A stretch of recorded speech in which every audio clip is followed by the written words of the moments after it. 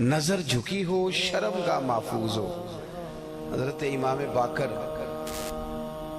رضی اللہ تعالیٰ عنہ سے کسی نے کہا حضور مجھے کوئی ایسی نفلی عبادت بتائیں جو سب عبادتوں سے افضل ہو، میں وہ والی کرنا چاہتا ہوں۔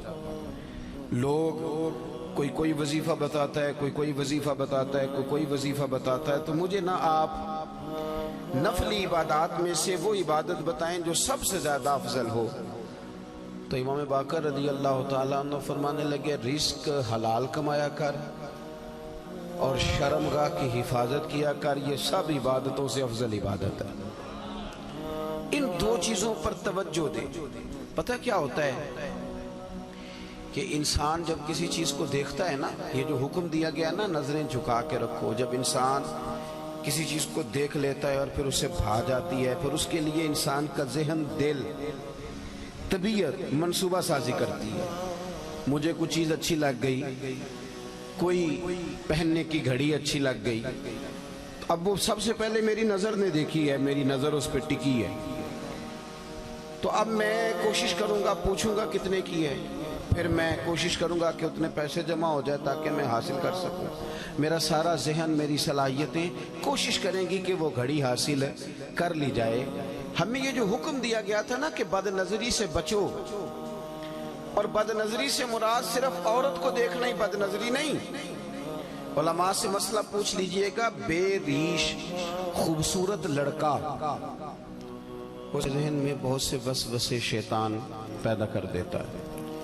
پھر اسی طرح کا حکم بے ریش لڑکوں کے لیے، خوبصورت اور بغیر داڑھی کے وہ لڑکے، وہ نوجوان، ان کے لیے بھی ہمارے علماء نے یہی مسئلہ بیان فرمایا کہ ایسے لوگوں پر بھی اگر کوئی شخص اس لیے نظر ڈالتا ہے کہ اس کی نظر میلی ہے تو اسی حکم کے اندر آئے گا کہ اس نے بد نظری کی۔ نبی رحمت صلی اللہ تعالیٰ علیہ وسلم نے نا اس کے سد باب کے طور پر، آپ مہربانی فرمائیں جی یہ کیمرے شیمرے، یہ ویڈیوز، یہ اسی کو سارا کچھ نہ سمجھ لیں، یہ مائک چلنا چاہیے اور لائٹ آن رہنی چاہیے، اس کے علاوہ باقی سارے کام ہوتے رہتے ہیں۔ اللہ تعالیٰ آپ کو خوش رکھے اور میری بات پر آپ توجہ دیں۔ دوستو، ہمیں اس کے سد باب کے طور پر چند چیزوں کا شریعت اسلامیہ نے حکم دیا۔ ایک تو یہ کہا کہ اپنی نظر کو جھکا کے رکھا جائے، انسان کی نظر بے دریغ ادھر ادھر نہ اٹھے، وہ اپنی طبیعت میں کوئی ایسا ہیجان پیدا کرنے سے ہی بچے کہ وہ میلی چیزوں کو دیکھے۔ پھر اس کے ساتھ ساتھ عورتوں کو حکم دیا گیا کہ وہ باپردہ رہیں، اپنی زینت کو ظاہر نہ کریں۔ ہمارے زمانے کے اندر عورتیں اپنی زینت کو ظاہر کرنے میں اس قدر زیادہ عروج پکڑ گئی ہیں کہ کوئی انہیں منع کیا کرے، وہ لوگ جنہوں نے منع کرنا تھا وہ خود اس جرم میں شریک ہو جاتے ہیں۔ عورت کے لیے یہ حکم تھا کہ وہ بن سنور کے باہر نہ نکلے، اپنی زینت اپنے خامند کے علاوہ کسی پر ظاہر نہ کرے۔ اب آپ یہ دیکھیے کہ یہ مردوں کی بہت بڑی ذمہ داری تھی کہ وہ خواتین کو اس پر سمجھاتے اور قائل کرتے، ان کی توجہ اس بات پر دلاتے کہ تمہارا اپنی زینت کو چھپانا تمہارے لیے فائدہ مند ہے۔ جدید ہمارا جو سیکولر طبقہ ہے وہ یہ کہتا ہے کہ پردہ عورت کے لیے قید ہے، تو ہم یہ کہتے ہیں کہ رات کو جو آپ تالا لگا کے اپنے گھر کو اندر سے سوتے ہیں اور سارے کباڑ آپ بند کر لیتے ہیں تو کیا آپ قید ہو کے سوتے ہیں؟ جب آپ نے سارے تالے لگائے، میری طرف توجہ کریں جی، آپ مہربانی فرمائیں، موبائلوں پہ کم دھیان دیں، اتنا تو وقت ہی نہیں ہے، مجھے رخصت ہونا ہے آپ سے۔ کیا جب آپ سارے دروازے بند کرتے ہیں گھر کے اور ساری کھڑکیاں بند کرتے ہیں اور تالے لگا کے آپ چابیاں بھی چھپا لیتے ہیں تو کیا آپ اپنے گھر میں قید ہو رہے ہوتے ہیں کہ محفوظ ہو رہے ہوتے ہیں؟ بول کے بتائیے۔ چلے کچھ بھی نہیں ہوتا، اگر آپ بولیں گے تو میرا وعدہ ہے کچھ بھی نہیں ہوگا۔ قید ہوتے ہیں کہ محفوظ ہوتے ہیں؟ او خدا کے بندے، قید ہونا اور بات ہے، محفوظ ہونا اور بات ہے۔ بس اس باریک نقطے کو سمجھ لیں کہ عورت جب پردہ کرتی ہے تو وہ قید نہیں ہوتی، وہ محفوظ ہوتی ہے۔ وہ گندی نظروں سے، میلے کچیلی نظروں سے اپنے آپ کو محفوظ کرتی ہے۔ حدیث سنیے، بہقی میں موجود ہے، امام بہقی فرماتے ہیں کہ لعنت اس پر جس نے بری نظر سے دیکھا، हुजूर फरमाते हैं लानत उस पर जिसने देखा, और फरमाया लानत उस पर जिसे देखा गया। जिसने देखा उस पर भी लानत और जिसे देखा गया। इसका क्या मतलब है? इसका मतलब ये है कि जो बंदा बन सवर कर तैयार होकर, जो औरत बन सवर कर तैयार होकर बाहर निकली ही इसलिए थी कि मुझे देखा जाए, उसके जहन में ये बात थी मुझे देखा जाए, तो हुजूर फरमाते हैं इस पर भी लानत हो। मुझे बतलाइए ना, ये जो औरतें नए कपड़े पहन के और भड़कीले किस्म का फैशन करके बाहर निकलती हैं, किस मकसद के लिए निकलती हैं? शादी ब्याह और दीगर तकरीबात में जो जाया जाता है उसके पीछे मकसद क्या होता है? क्या वो इसलिए जाती हैं कि सिर्फ मेरा खामद मुझे देखे, सिर्फ इसलिए कि मेरा शौहर मुझे देखे, इसलिए जाया जाता है? उसका मकसूद क्या है? और फिर जो आकर के तबसरे किए जाते हैं कि फुला ने मेरे आज कपड़े को देखा, मेरे डिजाइन को देखा तो वो देखती रह गई, इसका माना क्या है? कुछ जगह तो ऐसी हैं ना मेरे भाई, जहां हम गैर मुहतात होते हैं तो हालात खराब होते हैं। इको जरा कम करेंगे। कुछ जगह तो ऐसी हैं जहां हम पहले खुद कोई ऐसी चिंगारी जलाते हैं कि जिससे फिर लावा पकता है और हालात खराब होते हैं। तो पर्दे का जो खास हुक्म था, पर्दे के ताल्लुक से जो खास चीजें थी, मुझे आप क्या लेने दें, आज आप क्या लेने दें कि वो पाबंदी दीनदार लोग भी नहीं कर सके। उन्होंने भी तवज्जो नहीं की, उन्होंने भी ख्याल नहीं किया। मसलन एक इस्लामिक प्रोग्राम चल रहा है और दीनी सवाल और जवाब हो रहे हैं और मुफ्ती साहब ने और अल्लामा साहब ने और फलाने साहब ने बताने, तो वो कोई लड़का भी पूछ सकता था उस प्रोग्राम में लड़की का क्या काम था। उसको एज ए स्पेशल बिठा के उससे सवाल जवाब करना माना क्या है? समझ नहीं आती बात की, मतलब क्या है इस बात का भाई। और भी लोग दलील के तौर पर पेश करते हैं जी फलाने साहब भी बैठते हैं, तो मैंने कहा फलाना साहब दीन के लिए दलील नहीं है, दीन के लिए रसूल पाक की जात दलील है। नबी करीम सल्लल्लाहु ताला अलैहि वसल्लम ने जहाँ हद फासिल कायम कर दी है, वहां उस हद को कोई भी तोड़े, वो मैं भी तोड़ूं तो गलत हूं, कोई भी तोड़े। इसलिए कि मेयार हुजूर की जात। पिराने उजाम का सिलसिला है, पिराने तरीकत का, तो अल्लाह खैर फरमाए, उनका भी अलग माहौल है। वो साहिबाने तरीकत भी कहते हैं कि बेटियां होती हैं जी, मुरीदनियां बेटियां होती हैं। आपके पास तो इसकी नस कोई नहीं ना, लेकिन नबी पाक की अज़वाज मोमिनों की माएँ हैं। इस पर तो कुरान की नस मौजूद है ना कि वो मोमिनों की माएँ हैं तुम्हारी। तुम तो कह रहे हो ना बेटियां होती हैं, बेटियों जैसी हैं, हो गई तुम्हारी बात, तुमने कर ली, पर इस पर तो नस मौजूद है ना। इस पर तो कुरान मजीद की वाज़े बय्यन मुहकम आयत मौजूद है ना कि ये नबी करीम की जो अज़वाज हैं ये मोमिनों की माएँ हैं। लेकिन हजरत उम्मे सलमा रज़ी अल्लाह तआला अन्हा फरमाती हैं, हम बैठी हुई थी तो नाबीना सहाबी हजरत अब्दुल्ला इब्ने मखतूम आए, तो नबी करीम ने फरमाया पर्दा करो। पीर साहब ये माँ है मोमिन की, और वो माँ जिसे कुरान ने माँ कहा है, हुजूर ने फरमाया पर्दा करो। एक मसला जरा और भी देखना, यहाँ एक बात और भी समझना। पर्दा करो या रसूलल्लाह, वो तो नाबीना है। तो नबी पाक अलैहिस्सलाम ने फरमाया तुम्हें तो नजर आ रहा है ना। एक बात और जरा यहाँ ठहर के समझना कि सिर्फ मर्द ने ही नहीं रुकना औरत को देखने से, औरत ने भी रुकना है मर्द को देखने से। हुजूर ने फरमाया तुम पर्दा करो, तुम अपनी आंखों को रोको। माना क्या है कि अगर मर्द ने औरत को, मतलब वो बीबी कहती है जी मैं बा पड़ता हूँ, आप किस किस्म की बा पड़ता है? कहती मैं बुर्का पहनती हूँ, नकाब भी करती हूँ, फिर सारा बाजार घूमती हूँ, फिर मैं सवेरे कोने शुरू होती हूँ और आखिर तक जाती हूँ। भाई ये कौन सा बापर्दा मिजाज है? ये कौन सा बापर्दा मिजाज है कि आप हर दुकानदार के साथ जाके बहस करती हैं, हर एक के साथ कलाम करती हैं, हर एक को बताती हैं कि फुला मौके पर फुला चीज भी मैं लेने आई। आपको हुक्म तो ये दिया गया था कि बिला जरूरत आपको घर से ही नहीं निकलना, और बड़ी मजबूरी के साथ भी निकलना है तो फिर भी आपको बड़ी माकूल बात करनी। और फिर कुरान मजीद ने तलकीन की कि औरत मीठी बातें भी नहीं करेगी। मर्द के लिए हुक्म है ना कि वो बड़ा मीठा बोले, अच्छा बोले, लेकिन औरत अगर गैर महरम के साथ बात कर रही हो तो मीठा ना बोले, ऐसा लहजा इख्तियार ना करे कि सामने वाले को दिलचस्पी पैदा हो। اور اس کے دل میں کوئی کجی آئے، وہ دو ٹوک سی مختصر سی جامع سی بات کرے، مدعات جتنے کم لفظوں میں بیان کر سکتی ہے وہ کرے، کیا کروں؟ میرے بھائیوں، معاشرہ اس وقت اصلاح پذیر ہوتا ہے جب معاشرہ اپنے عقائد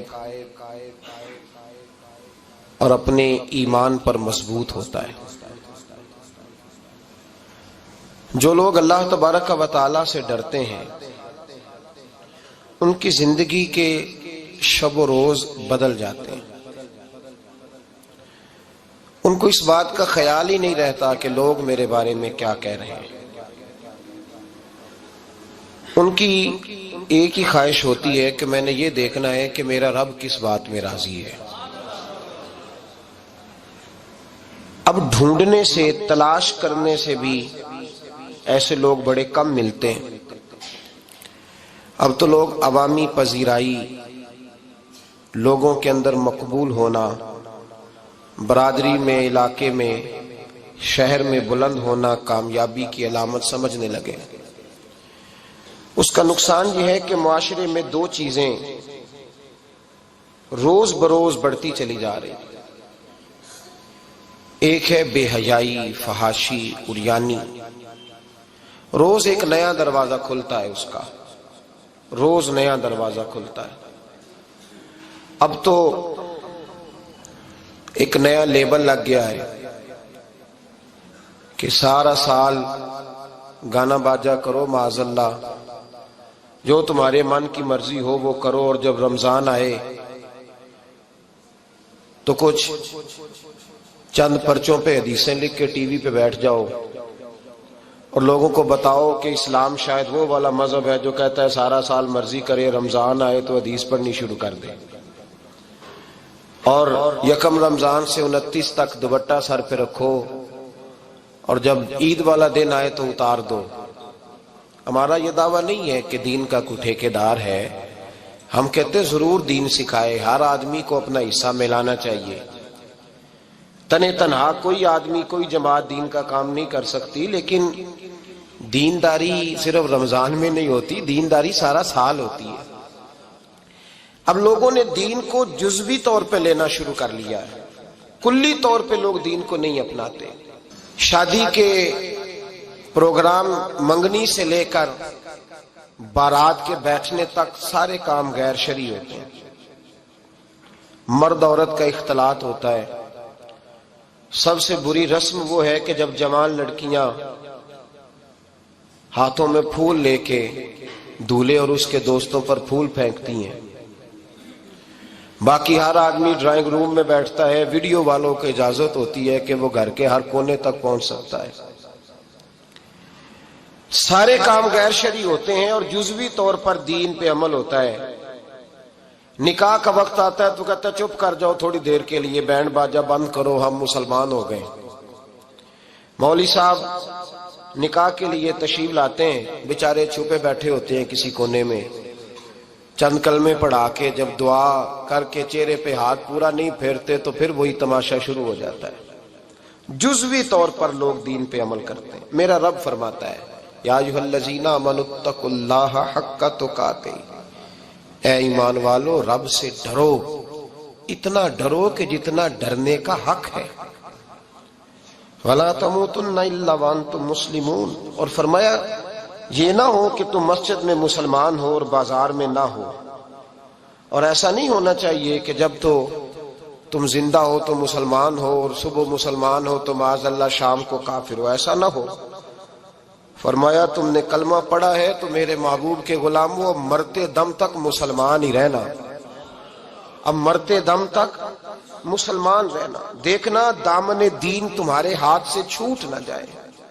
دو باتیں عام ہو گئی ہیں امت مسلمان، عام، ایک فحاشی عریانی عام ہے، اور روز بروز اس کا نیا رنگ ہے۔ اب تو میں نے کہا مذہب کا ساتھ لوگوں نے تھوڑا سا ذائقہ لگا لیا ہے، کہتے نہیں رمضان میں نمازیں پڑھ لیں گے، خیر ہے، بچ جائیں گے، چھٹی ہو جائے گی۔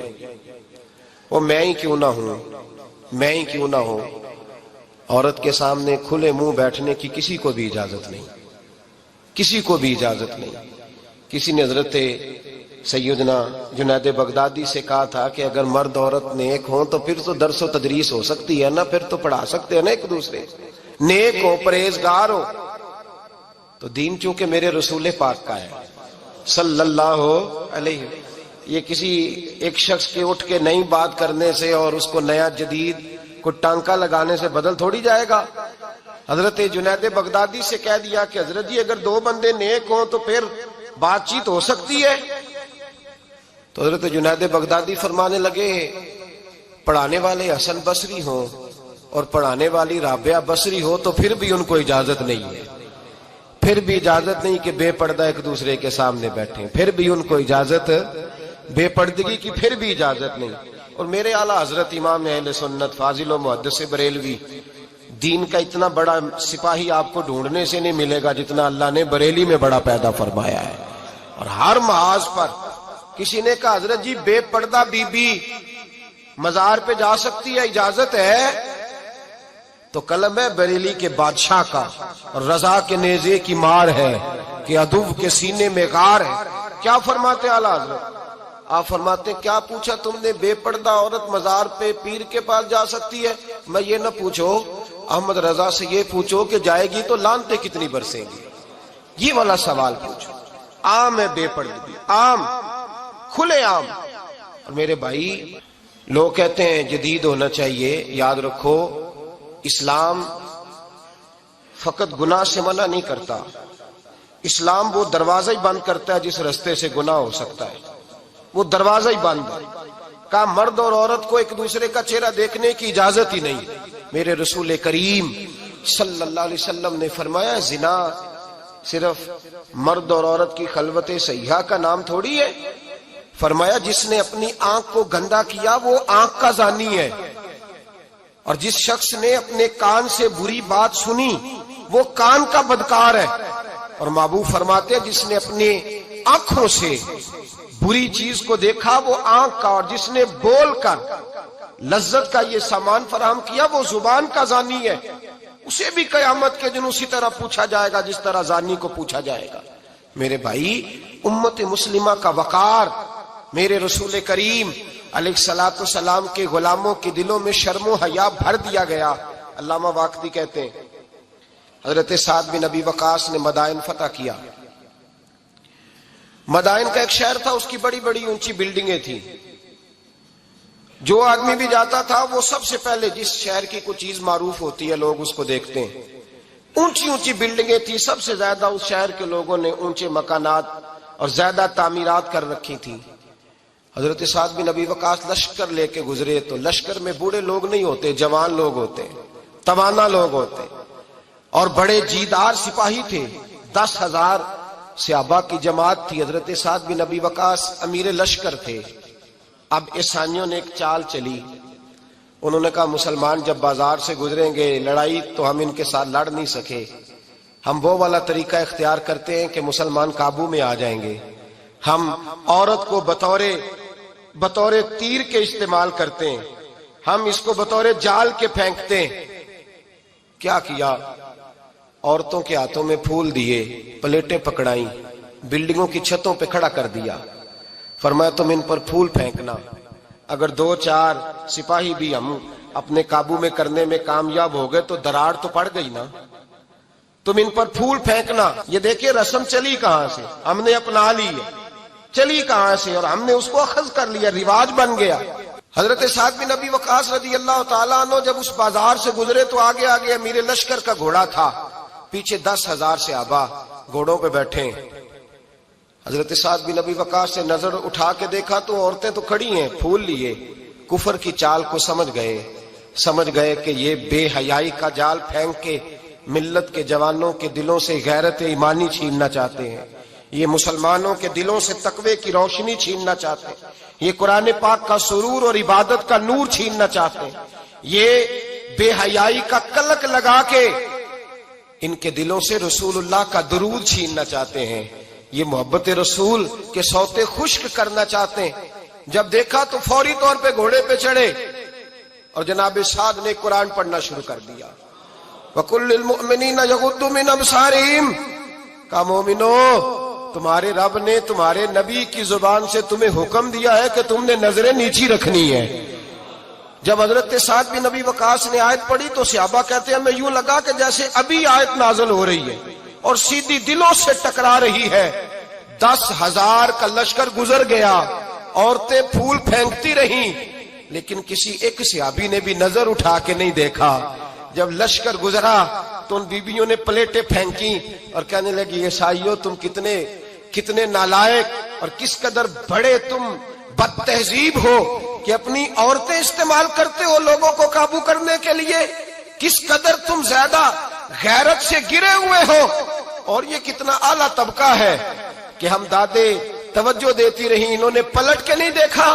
کہنے لگے تم جھوٹے ہو، اور جس رسول کے غلام اتنے اعلیٰ درجے کے پائے کے حیا والے ہیں وہ نبی کتنی شان والا ہوگا۔ بیبیوں نے کلمہ پڑھنا شروع کر دیا۔ بھائی یاد رکھیں، یہ جو آج جگہ جگہ مسلمانوں کے خلاف کفر کی سازش ہے، میری ملت کا جوان روز رات کو 10 میسج ٹائپ کرتا ہے، یہ روز رات کو 20 نمبر اپنے موبائل پہ رکھتا ہے اور فخر کے ساتھ بیان کرتا ہے، اور بڑی تکلیف کے ساتھ بات کہنی پڑتی ہے کہ اس کے ابا جی کو بھی پتا ہے کہ بچے کے موبائل میں نمبر ہیں، اس کے گھر والوں کو بھی پتا ہے، اور لوگ ہیں کہ اس کو ایک شغل سمجھ کے، ایک چھوٹا سا بچے کا شوق سمجھ کے اس کو درگزر کر رہے ہیں۔ تجھے پتا نہیں کہ جب انسان کی یہ سوچ ہوتی ہے، جب اس کا یہ نظریہ ہوتا ہے تو ایمانی قوتیں کتنی زائل ہوتی ہیں۔ جب نوجوان کی نظر کے اندر عیب پیدا ہوتا ہے تو پھر اس سے نماز کی لذت جاتی رہتی ہے، قرآن پاک کا ذائقہ جاتا رہتا ہے، درود پاک کا ذائقہ جاتا رہتا ہے۔ اٹھائیے مسند امام احمد بن حنبل، میرے رسول کریم صلی اللہ علیہ وسلم کی بارگاہ میں صحابی نے آ کے عرض کی، یا رسول اللہ میں بڑی اچھے طریقے سے وضو کرتا ہوں، ٹائم نکال کے مسجد آتا ہوں، حضور میں پابندی سے پڑھنے کی کوشش کرتا ہوں، لیکن اے معصوم آمنہ، یا رسول اللہ میرا نماز میں دل نہیں لگتا، حضور میری طبیعت نہیں جمتی، میرا دوڑ جانے کو دل کرتا ہے، کوئی نسخہ بتلائیے۔ محبوب نے فرمایا تو اپنی نظر کو پاک کر لے، تیرے نبی کا وعدہ ہے تیرا نماز میں دل لگنا شروع ہو جائے گا۔ اپنی نظر میں پاکیزگی پیدا کر۔ محمد بن قاسم آئے، اگر یہ بات آپ کی سمجھ میں آ گئی تو حد ہو گئی۔ محمد بن قاسم جب یہاں آئے نا ہندوستان میں تو عجیب واقعہ لکھا ہے ان کے حالات میں۔ یہاں آئے تو نیا علاقہ تھا، ہندوستان کی سڑکوں سے چوکوں سے واقف نہیں تھے۔ جب تشریف لائے، راجہ دہر ان کے مقابلے میں تھا، جنگ کرنی تھی، لشکر لائے تو خود بھی ابھی 17 سال یا 19 سال کے جوان تھے، اور ساتھ بھی لشکر جوانوں کا تھا۔ ایک بزرگ تھے قافلے میں، بزرگ کہتے ہیں میری محمد بن قاسم سے ملاقات ہوئی تو میں نے اس شخص کے چہرے پر پریشانی دیکھی، شدید تکلیف میں دیکھا، تو میں نے کہا جرنیل مسلمانوں کے تو کس پریشانی میں ہے؟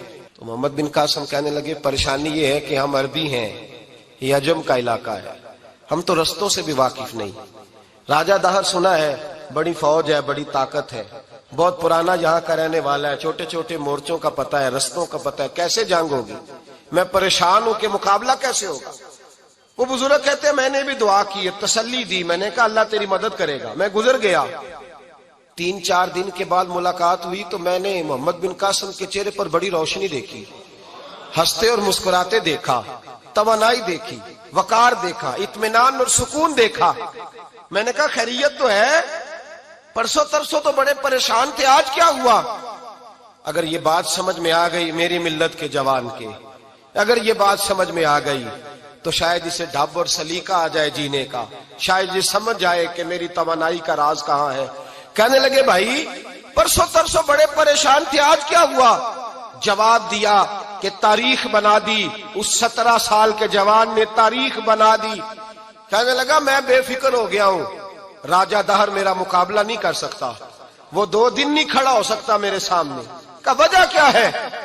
محمد بن قاسم کہنے لگے میں نے تحقیق کی ہے، مجھے پتا چلا ہے کہ راجہ دہر ذہن کا گندا ہے، نظر کا ناپاک ہے، وہ سینے بند کا برا ہے۔ مجھے پتا چلا ہے وہ تو چچا زاد بہن کو نہیں چھوڑتا، وہ تو خالہ زاد پہ بری نظر رکھتا ہے۔ مجھے پتا چلا ہے کہ اس کے تو اپنے علاقے کی عورتیں اس کی نظر سے محفوظ نہیں ہیں۔ کہنے لگا جو گندی نظر کا جوان ہوتا ہے وہ کسی میدان میں نہیں ٹھہر سکتا۔ کہنے لگا میری 17 اور 19 سال کی جوانی ہے، مجھے قسم ہے گنبد خضرا کی، میں نے جب بھی دیکھا ہے یا مصطفیٰ کا درود دیکھا ہے یا رسول اللہ پہ نازل ہونے والا قرآن دیکھا ہے۔ میرا مقابلہ کیسے کرے گا؟ میرے مقابلے میں کیسے آئے گا؟ جو نظر کا گندا ہو، کردار کا ناپاک ہو، وہ کسی کے مقابلے میں آ سکتا؟ اور ملت کے جوان یاد رکھ، جب تک نظریں ناپاک ہوتی ہیں اس وقت تک وجود کمزور ہوتے ہیں، جب تک نظریں ناپاک ہوتی ہیں ارادوں میں دراڑیں ہوتی ہیں، جب نظریں ناپاک ہوتی ہیں پھر عقیدے متزلزل ہوتے ہیں، جب نظریں ناپاک ہوتی ہیں پھر انسان کوئی بھی مہم سر نہیں کر سکتا، اور جب نظر پاک ہوتی ہے۔ حضرت عبداللہ بن حذافہ جہاد کر رہے تھے، روم کے عیسائیوں نے گرفتار کر لیا، 1000 آدمی نے مل کے پکڑا، گرفتار نہیں ہوتے تھے صحابی، 1000 آدمی نے گھیرا ڈالا، گرفتار کر کے لے گئے، اور جب بادشاہ کے سامنے گئے تو وزیر کہنے لگا بادشاہ بندہ بڑے کام کا ہے، اگر ہمارے قابو آ گیا تو فائدہ دے گا، صحابی ہیں حضرت عبداللہ بن حذافہ، حضرت فاروق اعظم کا زمانہ ہے، اگر قابو آ گیا تو فائدہ دے گا۔ بادشاہ کہنے لگا کیوں، کیا خوبی ہے؟ کہنے لگے ہم 1000 آدمی تھے، یہ اکیلا قابو نہیں آ رہا تھا، 1000 آدمی تھے، اگر ہماری فوج میں شامل ہو گیا تو بہت بڑا جرنیل ملے گا۔ بادشاہ کہنے لگا کوئی مسئلہ نہیں، 2-3 چیزیں ہوتی ہیں بندے کو خریدنے کے لیے، خرید لیتے ہیں۔ بادشاہ کہنے لگا عبداللہ جتنی دولت تجھے چاہیے میں تجھے دے دیتا ہوں، میرے لشکر میں آ جا، معاذ اللہ اسلام چھوڑ دے۔ حضرت عبداللہ بن حذافہ کیا فرماتے ہیں؟ فرماتے ہیں بڑا تو بیوقوف ہے، میں نے دولت کمانی ہوتی تو مدینے میں بیٹھ کے تجارت کرتا، میں دولت کمانے نہیں نکلا، میں تو رسول اللہ کی رضا کمانے کے لیے نکلا ہوا ہوں۔ دولت کمانی ہوتی تو کسی مارکیٹ میں ہوتا، میدان میں آنا تھا، شہادت ہے مطلوب مقصود مومن، نہ مال غنیمت نہ کشور کشائی، یہ دولت تو لونڈی ہے رسول اللہ کے دروازے کی، یہ تو پیچھے پیچھے پھرتی ہے نبی پاک کے غلاموں کی، یہ کمانی ہوتی تو میں کسی مارکیٹ میں ہوتا، میدان میں تھوڑا ہوتا۔ عبداللہ بن حذافہ سے ایک دوسری چال چلی، کہنے لگے میاں عہدہ جو تجھے چاہیے، میں بادشاہ ہوں، میرے نیچے جو عہدہ تو کہے گا وہ تجھے مل جائے گا۔ حضرت عبداللہ بن حذافہ کہنے لگے شاید تجھے پتہ نہیں میری تعریف کیا ہے، شاید تو جانتا نہیں میری تعریف کیا ہے۔ کہا صاحب کی کیا تعریف ہے؟ کہنے لگے میں رسول اللہ کا صحابی ہوں، اور کائنات میں سب سے بڑا عہدہ مصطفیٰ کے صحابی ہونے کا عہدہ ہے۔ صحابہ وہ صحابہ تھے جن کی ہر صبح عید ہوتی تھی، خدا کا قرب حاصل تھا، نبی کی دید ہوتی تھی۔ فرمایا میں نے حضور کے جلوے دیکھے ہوئے ہیں، مجھے عہدے کی ضرورت ہی نہیں، اور میں نے عہدہ لینا ہوتا تو میں سیاست کرتا، میں تو شہادت لینے نکلا ہوں میدان میں، عہدے کا میں نے کیا کرنا ہے۔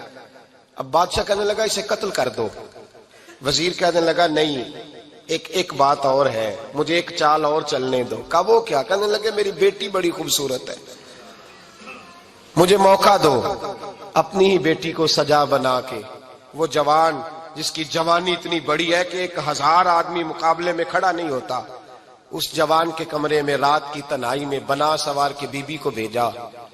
وہ بی بی کہتی ہے میں ساری رات بن سور کے اس صحابی کے کمرے میں بیٹھی رہی، لیکن یہ کیا شخص تھا، ساری رات ہی مصلے پہ بیٹھا رہا، ساری رات ہی، کچھ دیر تھک جاتا تو یہ کریم رسول پہ درود پڑھنا شروع کر دیتا۔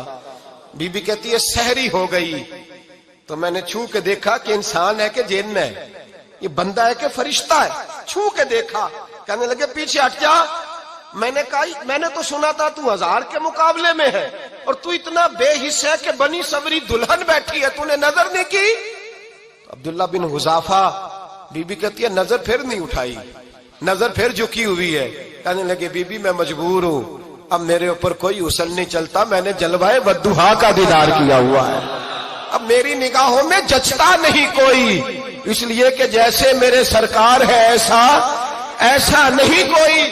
کبھی بھی اب نہیں کسی کا میرے اوپر جادو چلتا، میں نے مصطفیٰ کو، اور کہا ذرا پیچھے ہٹ کے بیٹھ، مجھے میرے رسول نے غیر محرم سے بچنے کا حکم دیا ہے، ذرا پیچھے ہٹ کے بیٹھ۔ سحری کا وقت تھا، وہ بی بی کہتی ہے اس نوجوان کے جملے میرا سینہ چیر گئے، کلیجہ پھٹ گیا، چیخ نکلی، میں کفر کے عالم میں روئی۔ میں نے کہا مجھے بتا تو صحیح، آخر یہ جذبہ کہاں سے ملتا ہے، آخر یہ روشنی تو میں نے دیکھی نہیں، کہاں سے آتی ہے؟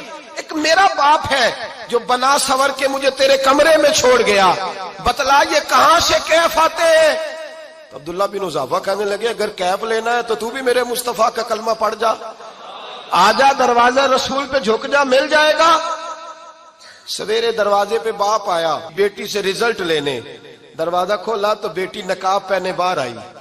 باپ کہنے لگا کیا بنا؟ کہنے لگی پیچھے ہٹ جا، تو غیر محرم ہے، کافر ہے، میں مسلمان ہوں۔ اس نے کہا کیا ہوا؟ کہنے لگی تیرے جیسے کو باپ کہوں، تیرے جیسے کو جو مجھے استعمال کر رہا تھا، میں تجھے باپ نہیں مانتی، میں اب رسول والی ہو گئی ہوں، میں حضرت فاطمہ کی کنیزہ ہو گئی ہوں، میں اب نبی کریم کی خادمہ ہوں، خبردار میرے قریب نہ آنا۔ یہ دعو بھی ناکام ہوا۔ اب حضرت عبداللہ بن حذافہ کے سامنے موت کھڑی کی، ایک کڑا میں تیل گرم کیا، کہنے لگے تجھے اس میں جلایا جائے گا۔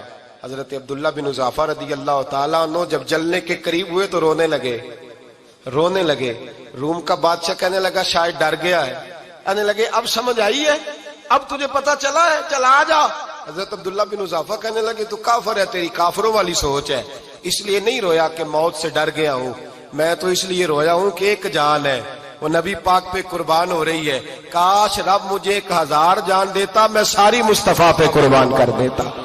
فاضل بریلوی فرماتے ہیں کروں تیرے نام پہ جاں فدا، نہ بس ایک جاں 2 جہاں فدا، اور میرا 2 جہاں سے بھی نہیں جی بھرا، میں کروں کیا کہ کروڑوں جہاں نہیں۔ اور میاں صاحب فرماتے ہیں وہ کچا رنگ للاری والا جیڑا چڑھدا لیندا رہندا، اے عشق تیرے دا رنگ محمد چڑھ جائے پھر نہیں لیندا، عشق تیرے دا رنگ محمد چڑھ جائے پھر اے نہیں لیندا۔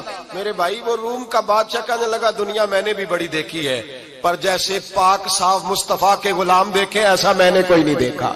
او بھائیو، نظر پاک ہو، روح پاک ہو، مزاج پاک ہو، پھر انسان بڑے بڑے کام کرتا، پھر وہ مہمات کو سر کرتا، پھر وہ صرف ایک گھر کے لیے نہیں، وہ ملت کے لیے فائدہ مند ہوتا ہے، پھر وہ گھرانوں کو لے کر چلتا ہے، پھر وہ بڑے بڑے معاشرے تشکیل دیتا ہے۔ میرے رسول کریم صلی اللہ علیہ وسلم نے پاک صاف ذہن کے لوگ تیار کیے۔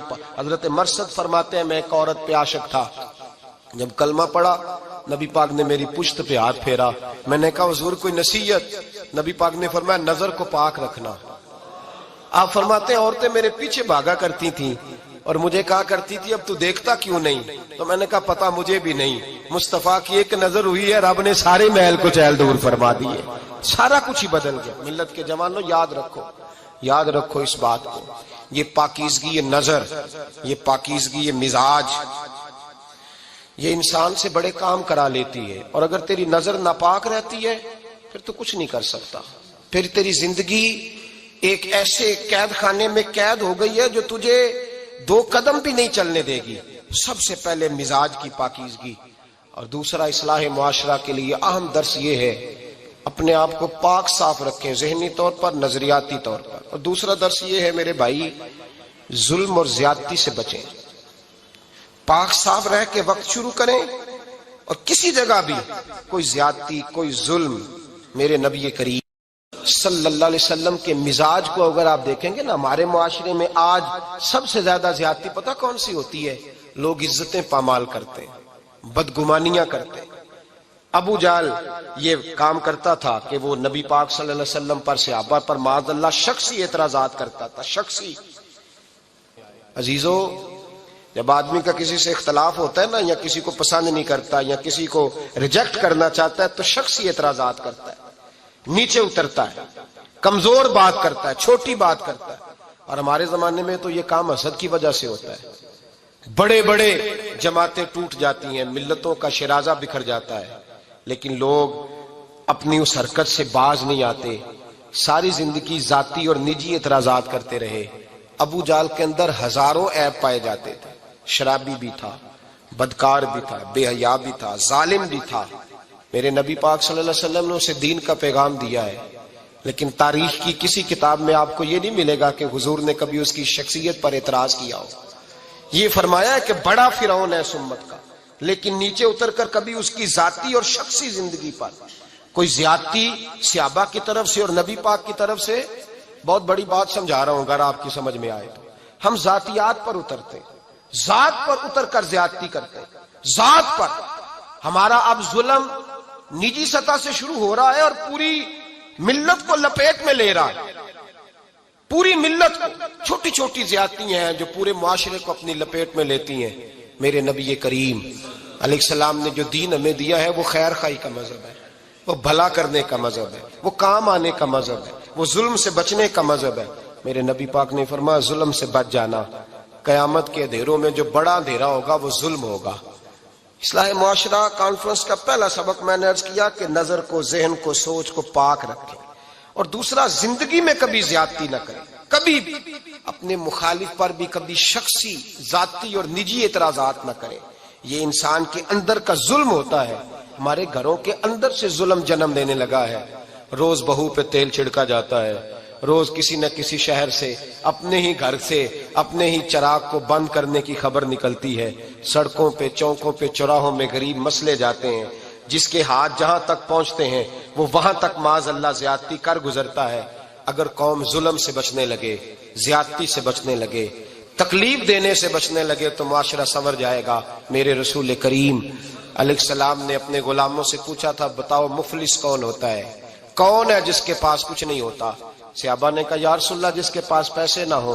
بخاری مسلم متفق علیہ حدیث ہے. نبی کریم نے فرمایا نہ بھائی، مفلس تو وہ ہوگا جو قیامت کے دن احد پہاڑ کے برابر نیکیاں لے کے آئے گا. یا رسول اللہ اتنی نیکیاں پھر بھی مفلس ہے، پھر بھی غریب ہے؟ تو نبی پاک نے فرمایا نیکیاں پہاڑ کے برابر ہیں پر اس نے چگلیاں بڑی کی ہیں، غیبتیں بڑی کی ہیں، مذاق بڑے اڑائے، اس نے لوگوں پر پھبتیاں بڑی کسی ہیں، تان و تشنی بڑے کیے، ظلم بڑے کیے، گالی بڑی دی، لوگوں کے بارے میں بری باتیں کی. اب رب کریم نے وہ ساری نیکیاں ان لوگوں میں بانٹ دی. یہ مفلس ہو گیا، غریب ہو گیا. زیادتی نہیں کریں، ظلم نہ کریں. اپنی نجی زندگی سے لے کر، گھر کے اندر سے لے کر اجتماعی زندگی تک زیادتی سے بچیں. میرے نبی کریم علیہ السلام نے اپنے غلاموں کو یہ درس دیا ہے، دیکھنا کبھی زیادتی نہ ہونے پائے، دیکھنا کہیں ظلم نہ ہونے پائے، دیکھنا کسی شخص کو تمہارے قول فعل سے، تمہارے مزاج سے تکلیف نہ پہنچے. میرے بھائیوں، حضرت وہب ابن منبہ علیہ رحمہ فرماتے ہیں کہ بنی اسرائیل کے اندر ایک بادشاہ محل بنانے جا رہا تھا.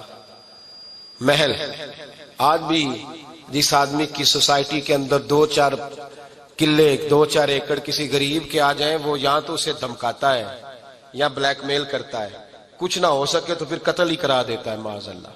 اور یہ خبریں عام ہمیں سننے، پڑھنے اور دیکھنے کو ملتی ہیں. بادشاہ محل بنانے جا رہا تھا. ایک غریب بی بی رہتی تھی، اس کی جھونپڑی بادشاہ کے محل کے نقشے میں آتی تھی. بادشاہ نے کہا بی بی منہ مانگی قیمت لے لو، خالی کر دو یہ مکان.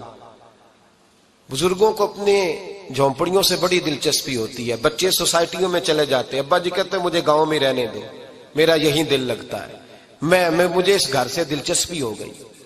اماں کہنے لگی بادشاہ میں یہاں بیاہ کے آئی تھی، خامد انتقال کر گیا، اولاد اللہ نے دی نہیں، میں پکا ہوا پھال ہوں، گر جاؤں گی تو تیرا ہی ہے، لیکن مجھے اس آشیانے میں رہنے دے. یہ گھونسلہ میں نے تنکا کر کے بنایا ہے، مجھے رہنے دے، نہ مجھے نکال. کہنے لگا میرا نقشہ خراب ہوتا ہے.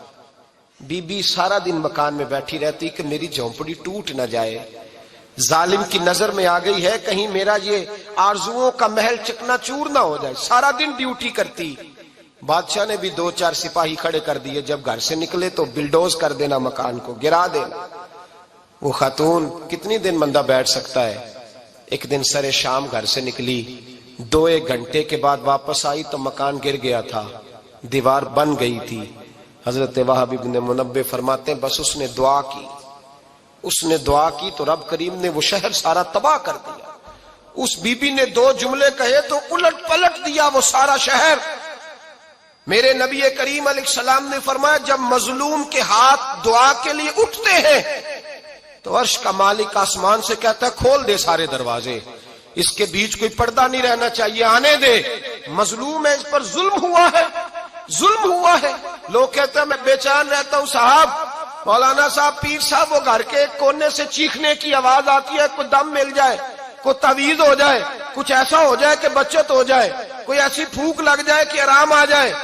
تو میں کہتا ہوں بھائی اگر بڑے دم کرانے سے بھی فرق نہیں پڑا، اگر بڑے تعویذ لینے سے بھی چیخیں بند نہیں ہوئی تو ذرا ٹٹول کے دیکھ لو، کہیں کسی یتیم کی آہیں ہی نہ دفن ہو وہاں، کہیں کسی غریب کا گوشت تو نہیں دبا لیا، کہیں کسی کو لوٹ کے تو دیوار نہیں بنا لی، کہیں کسی کا مکان پہ قبضہ کر کے تو نہیں بنایا. اگر لوٹ اور حرام کا مال ہو تو پھر چیخیں بند نہیں ہوتی، پھر سکون سے سویا نہیں جاتا، پھر وہاں آرام کی نیند نہیں آتی۔ حضرت وہب ابن منبہ فرماتے ہیں بی بی آئی اور آ کر کے اس نے جب دیکھا میرا گھر ٹوٹ گیا ہے، محل ٹوٹ گیا ہے، حالات بدل گئے ہیں، تو وہ خاتون آتی ہے اور میرے بھائی دعا کی تو اس نے انداز ہی بدل کے رکھ دیے۔ مکان سے نکلی تو مکان ٹوٹ گیا، اور فرماتے ہیں واپس آئی تو ہاتھ پھیلا کے پتہ کیا کہتی ہے؟ کہتی اے اللہ میں تو موجود نہیں تھی، بتا تو کہاں گیا تھا؟ تو بھی موجود نہیں تھا، میں تو نہیں تھی، پر تو کہاں تھا؟ بس رب کریم نے حضرت جبریل کو حکم دیا، فرمایا یہ بستی الٹ دو، ساری تباہ کر دو، یہ لوگ نہیں رہنے چاہیے، جو ظلم تو سہتے ہیں بغاوت نہیں کرتے، نہیں رہنے چاہیے۔ صاحب طبقات کہتے ہیں میرے مصطفیٰ کریم سید عالم صلی اللہ علیہ وسلم کے وصال ظاہری کے ایام قریب آئے تو حضور نے سرخ پٹی باندھی، تیز بخار ہے نبی کریم کو، 2 صحابہ سہارا دے کے مسجد میں لائے، نبی پاک علیہ السلام کو بظاہر سہارا دے کے لایا گیا۔ کریم رسول نے لوگوں کو جمع کیا، حضور آج کیا ہونے والا ہے، آج کیا کہا جائے گا، آج کس لیے میٹنگ بلائی ہے؟ نبی کریم کے کل صحابہ جب مسجد میں جمع ہوئے تو کھچا کھچ مسجد بھری ہے۔ وصال ظاہری سے چند یوم پہلے کی بات، نبی پاک نے فرمایا آج تمہیں کوئی جہاد کی ترغیب نہیں دینی، آج کوئی نیا پیغام نہیں دینا، آج تمہیں بتانا ہے کہ رب نے اپنے بندے کو اختیار دیا ہے، چاہے تو دنیا میں رہے، چاہے تو اس کی بارگاہ میں حاضر ہو جائے۔ اس عبد نے بارگاہ ربوبیت کی طرف لوٹنے کا ارادہ کر لیا ہے۔ حضرت صدیق اکبر رونے لگے تو صحابہ نے کہا تمہیں کیا ہوا؟ کہنے لگے سمجھ نہیں رہے، کسی کی بات نہیں کر رہے، نبی پاک تو اپنی بات فرما رہے ہیں، اس نے جانے کا ارادہ کر لیا۔ سنیے میرے بھائی، محبوب پاک نے فرمایا بھائی کسی شخص کو میری طرف سے کوئی تکلیف پہنچی ہو تو بدلہ لے سکتا ہے، بدلہ لے سکتا ہے، کسی کو تکلیف پہنچی ہو۔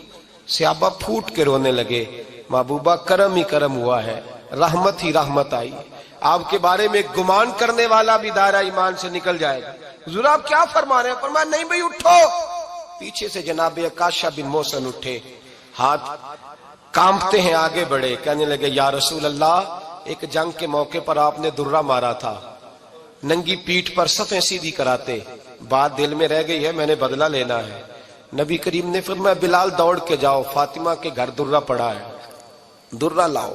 سیدنا بلال حبشی کہتے میں گیا، دستک دی، سیدہ طیبہ طاہرہ حضرت فاطمہ فرمانے لگی بلال کیسے آئے ہو؟ اماں جی وہ درہ چاہیے تھا۔ سیدہ کو تشویش ہوئی، کہنے لگے بلال نہ تو جنگ پہ جانا ہے، نہ جہاد ہے، نہ کوئی ایسا موقع ہے، حضور کی تو طبیعت مبارک بظاہر بڑی علیل ہے، درہ کیا کریں گے؟ حضرت بلال عرض کرنے لگے اماں جی ایک صحابی بدلہ لینے لگے ہیں، صاحب طبقات نے جملے لکھے ہیں، کہتے ہیں بی بی صاحبہ نے درہ بھی دیا اور امام حسن حسین کو بھی باہر نکالا۔ فرمانے لگی عکاشہ سے کہنا 100 درے مارے، ان 2 شہزادوں کے جسم پر نبی پاک کے قریب نہ جائے، میں نے 2 بچے پیدا ہی اپنے محبوب پر قربان کرنے کے لیے کیے، ان کو لے جائے۔ حضرت بلال کہتے میں 2 شہزادے لے کے آیا، اور جب دروازے میں میں لے کے پہنچا تو نبی پاک نے دیکھا تو آنکھوں میں آنسو آ گئے، فرمایا ان کو بٹھا دو، مجھے پتا ہے فاطمہ نے کیا کہہ کے بھیجا ہے۔ حضرت سیدنا بلال فرماتے ہیں درہ میں نے جناب عکاشہ کو دیا، حضرت عکاشہ درہ لے کے آگے جو بڑھے تو حضرت ابو بکر صدیق نے ان کے پیروں پہ ہاتھ رکھا، فرمایا عکاشہ میری طرف آ یار، مجھے مار درے، نبی پاک کے قریب نہ جا۔ مصطفیٰ کریم نے فرمایا ابو بکر تو ہٹ جا، اسے آنے دے۔ فرماتے ہیں میں چند قدم آگے گیا تو مولا علی شیر خدا نے میرے پیر پہ ہاتھ رکھا، کہنے لگے عکاشہ سوچ تو صحیح تو کیا کر رہا ہے؟ حضور نے فرمایا علی ہٹ جاؤ، میرا اور ان کا معاملہ ہے۔ جناب عکاشہ آگے بڑھ رہے، نبی کریم نے فرمایا میں اپنی امت کو درس دینا چاہتا ہوں، خبردار خبردار زندگی میں تمہارے ہاتھ سے زبان سے کسی کو تکلیف نہ پہنچنے پائے، خبردار یاد رکھنا وہ معاشرے بگڑ جاتے ہیں، وہ معاشرے تباہ کر دیے جاتے ہیں جہاں ظلم ہوتا ہے، جہاں زیادتی ہوتی ہے، جہاں لوگوں کو ستایا جاتا ہے۔ محبوب کریم کے قریب آئے حضرت عکاشہ کا، حضور میری پیٹھ ننگی تھی، آپ بھی ذرا کپڑا ہٹائیے۔ نبی کریم نے پیٹھ سے کپڑا ہٹایا، جناب عکاشہ نے درہ جو اٹھایا تو صحابہ کی چیخیں نکلی، حضرت عکاشہ نے درہ دور پھینکا، حضور کے بطن اطہر سے لپٹ گئے، چومنے لگے، کہنے لگے حضور وہ تو صفیں سیدھی کراتے لگ گیا تھا، آپ نے کہاں مارا تھا؟ یا رسول اللہ میں تو بہانہ بنا رہا تھا کہ جاتی دفعہ مجھے وجود چومنے کا موقع نصیب ہو جائے، مجھے یہ موقع نصیب ہو جائے۔ میرے حبیب نے فرمایا جس نے جنتی دیکھنا ہو میرے اکاشا کی زیارت کر لے۔ بھائی ظلم کا دروازہ کھلا ہوا ہے اور لوگ بھول جاتے ہیں زیادتی کرتے ہوئے، وہ بہو سے ہی کیوں نہ کریں، وہ اپنے گھر کے بھول جاتے ہیں کہ شاید پوچھنے والا کوئی نہیں، شاید میزان نہیں لگے گا۔ ایران کے بادشاہ نے اپنے بیٹے کو پڑھانے کے لیے ایک استاد صاحب کا بندوبست کیا۔ استاد صاحب کو کہا کہ میرے بچے کو دین پڑھائیے، میں چاہتا ہوں کل اس نے عنان حکومت کو سنبھالنا ہے تو یہ دین سے آگاہ ہو جائے، اس کو کچھ سکھائیے، پڑھائیے۔ بہت نیک بزرگ بڑے درویش عالم پڑھانے لگے، اسباق مکمل ہو گئے، دین کے اسباق قرآن مجید پڑھایا، احادیث طیبہ کا درس دیا، اصول فقہ سے روشناس کرایا۔ جب بچے نے مکمل تعلیم حاصل کر لی اور آمین ہو گئی، دستار ہو گئی، فارغ ہو گئے، تو پھر ایک دن استاد صاحب نے کہا بیٹے کل تم نے ضرور آنا ہے، کچھ بات کرنی ہے۔ شہزادہ گیا ملنے استاد صاحب سے، استاد صاحب نے کنڈی لگا لی، ہاتھ میں درہ پکڑ لیا، مار مار کے پورے وجود کو زخمی کر دیا، کوئی غلطی نہیں، کوئی بات نہیں، مارا۔ اب بچہ آیا آ کے بادشاہ سلامت سے کہا کہ ابا جی سمجھ نہیں آئی، بڑا مارا ہے استاد۔ تو سیانے تھے نا بادشاہ، یہاں تو قاری صاحب روز کٹہرے میں کھڑے ہوتے ہیں، مولوی صاحب آپ نے میرے بچے کو کیوں مارا ہے؟ آپ 8,000 کے مولوی ہیں، میرا کئی کروڑ کا بچہ ہے، سویرے بدل لیں گے، خبردار آپ نے بچے کو ہاتھ لگایا، اپنی حیثیت میں رہے معاذ اللہ۔ جو قومیں استادوں کو کٹہروں میں کھڑا کرتی ہیں وہ ترقی نہیں کر پاتی، جو استادوں کو کٹہروں میں روز کھڑا کرتے۔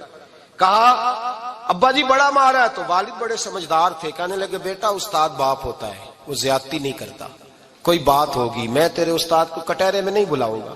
اماں سے بات کی، اماں کہنے لگی بیٹا میں تیرے باپ سے کیسے بات کروں، ڈر آتا۔ وقت گزر گیا، 22 سال بیت گئے،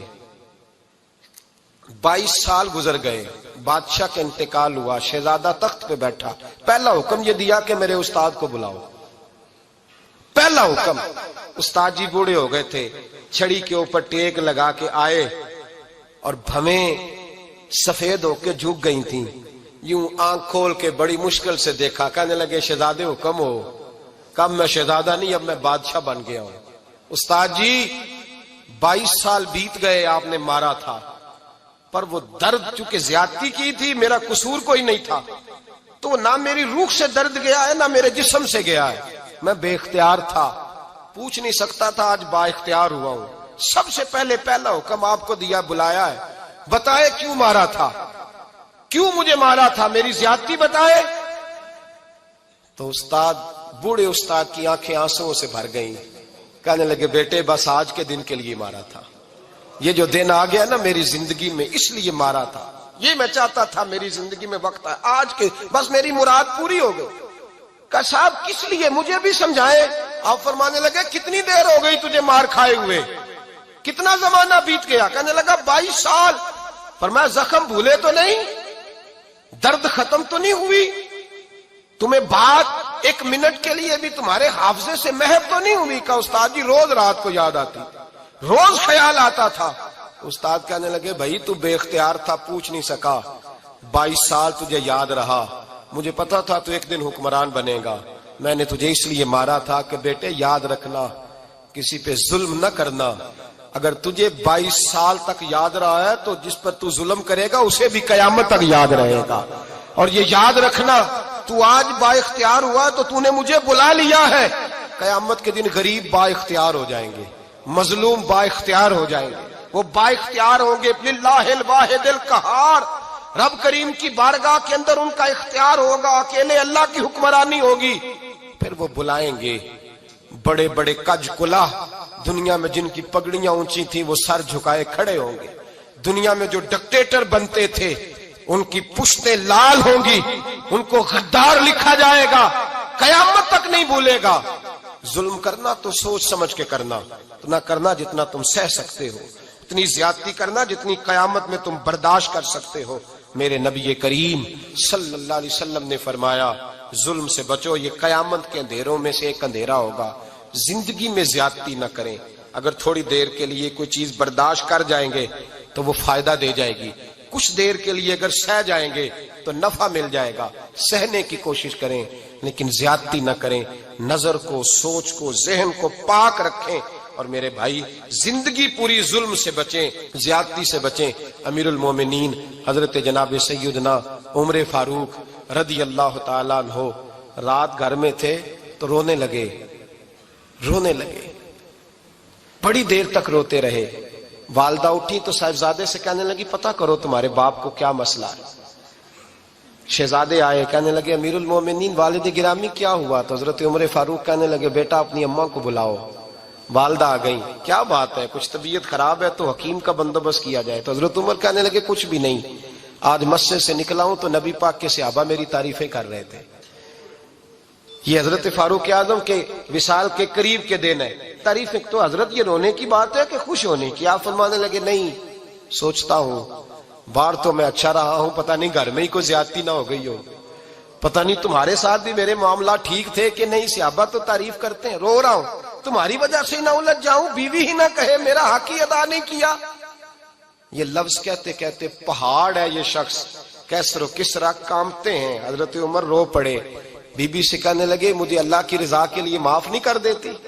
میرے اوپر بوجھ تھا امت کا، میں ساری رات مدینے کی گلیوں میں پھرتا تھا، دن سارا مسجد میں گزرتا تھا، میں تجھے وقت نہیں دے پایا، معاف نہیں کر دیتی؟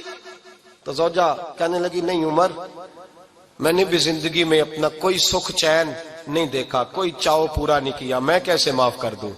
میں نہیں معاف کرتی۔ حضرت عمر زمین پہ بیٹھ گئے، رونے لگے، کہنے لگے چل معاف کر دے۔ کہنے لگی ایک وعدہ کرو، قیامت کے دن رب کریم کی بارگاہ میں میری سفارش کرو گے؟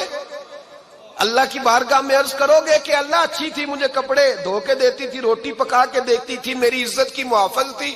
جناب عمر کہنے لگے تیرے ساتھ وعدہ ہے، رب اپنے فضل سے عمر کو جنت دے گا تو عمر تجھے جنت میں ساتھ لے کر کے جائے گا، تیرے ساتھ وعدہ ہے۔ میرے بھائی جن کے دلوں میں احساس تھا کہ ہم سے کوئی زیادتی نہ ہو جائے کسی جگہ، وہ تو یہاں تک معاملہ کرتے تھے، یہاں تک ان کا خیال رہتا تھا۔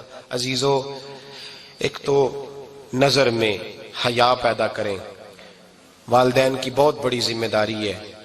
لاکھوں بچے مرضی کی شادیاں کر رہے ہیں، ہزاروں گھر اجڑ رہے ہیں، یہ وہ والا زہر ہے جو ہر گھر میں تیزی سے پھیلتا چلا جا رہا ہے۔ پہلے ہم کہتے تھے کہ بچہ باہر نہ نکلے، اب کہتے ہیں اللہ کہیں موبائل لے کے تنہا نہ بیٹھ جائے، کہیں تنہا نہ بیٹھ جائے، کیا بنے گا اس کا اگر یہ گندگی اور یہ ایسا نشہ ہے جو اجاڑ کے رکھ دیتا ہے انسان کی توانائیوں کو۔ ایک تو ذہن کو، طبیعت کو پاک رکھیں، دوسرا زیادتی کبھی نہ کریں۔ یہ دو سبق اگر امت کو یاد ہو جائیں تو پھر معاشرہ بڑی تیزی سے اصلاح پذیر ہوگا۔ یار کو ہم نے جا بجا دیکھا، یار کو ہم نے جا بجا دیکھا، کبھی ظاہر کبھی چھپا دیکھا، کبھی ظاہر کبھی چھپا دیکھا، یار کو ہم نے جا بجا دیکھا، یار کو ہم نے جا بجا دیکھا۔